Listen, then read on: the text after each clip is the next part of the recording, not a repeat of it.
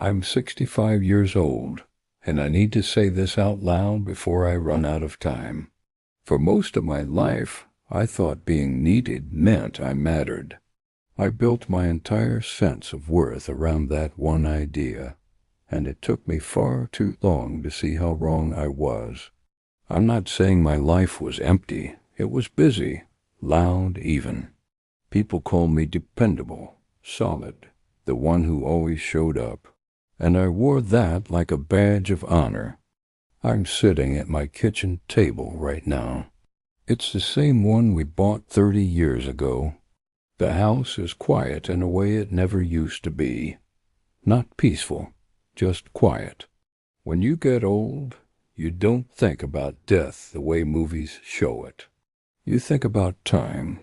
You think about what you spent it on, and what you traded away without even noticing. I spent my time being useful. In my 20s, I liked how people leaned on me. Work needed me. My family needed me. Friends would call when things went wrong. I was the guy who fixed things, solved problems, stayed late, said yes. It felt good.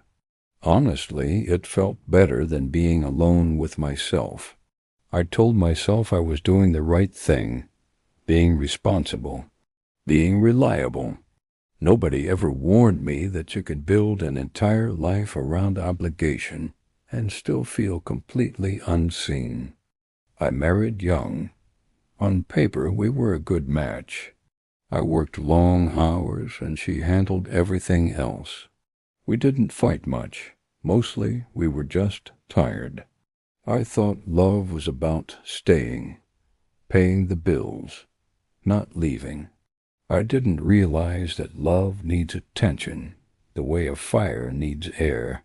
There were nights she wanted to talk, and I would just say, "Not tonight, I'm exhausted."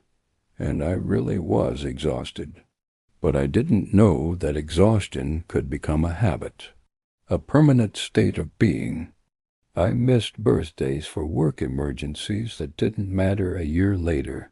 I always told myself I'd make it up later. Back then, later always felt so real, so guaranteed. In my 30s and 40s, I became essential. At work, if something broke, they called me. At home, if something went wrong, they waited for me. People praised me for it. And let me tell you, that kind of praise can drown out a lot of quiet warnings. I didn't notice how our conversations were getting shorter. I didn't notice how nobody asked how I was doing anymore. They already knew the answer. Busy. Being needed makes you feel important. Being loved makes you feel known. I didn't understand the difference until one of them disappeared. The damage didn't come all at once. It came in small delays.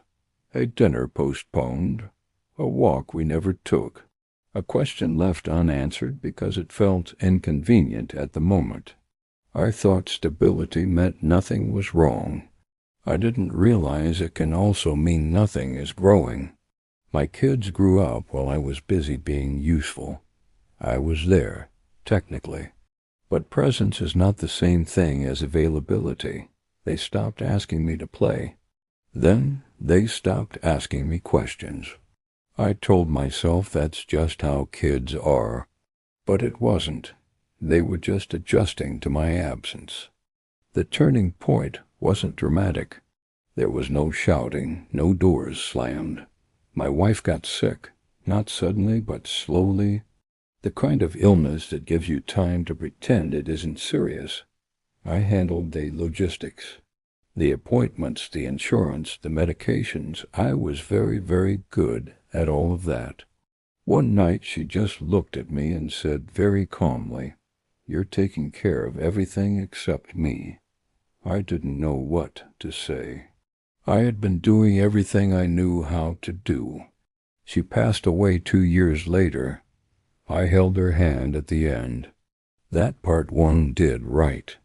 After the funeral, people told me how strong I was, how devoted, how reliable. Then they all went home. The phone stopped ringing. Work replaced me in 6 weeks. The house just stayed quiet, and that's when it hit me. I had been essential to systems, but I had not been deeply known by people. There are things you cannot fix once time decides it's done with you. You don't get to reopen moments. You don't get to explain yourself better later.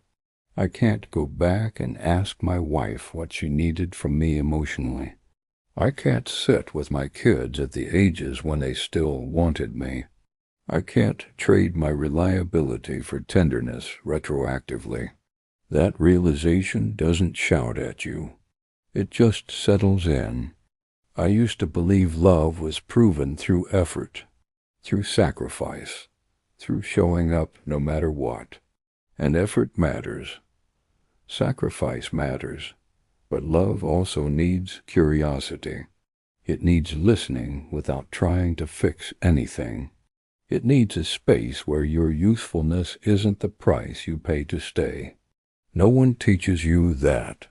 They teach you to be dependable, to be productive, to earn your place. I earned my place everywhere, and I still ended up alone in rooms I helped build. If I could tell you one thing, it would be this. Don't confuse being relied on with being cherished. People can need you and never actually see you. They can love the role you play and not know the person inside of it. I'm not bitter. I'm grateful for the life I had. But gratitude doesn't cancel out loss. It just sits right beside it. I have good memories.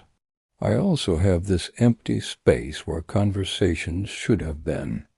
At 65, time feels different. It doesn't feel shorter. It feels heavier. You don't rush anymore.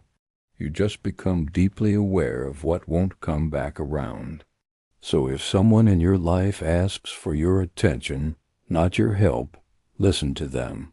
If someone wants you, not just what you provide, stay. I didn't know how to do that. Now I do.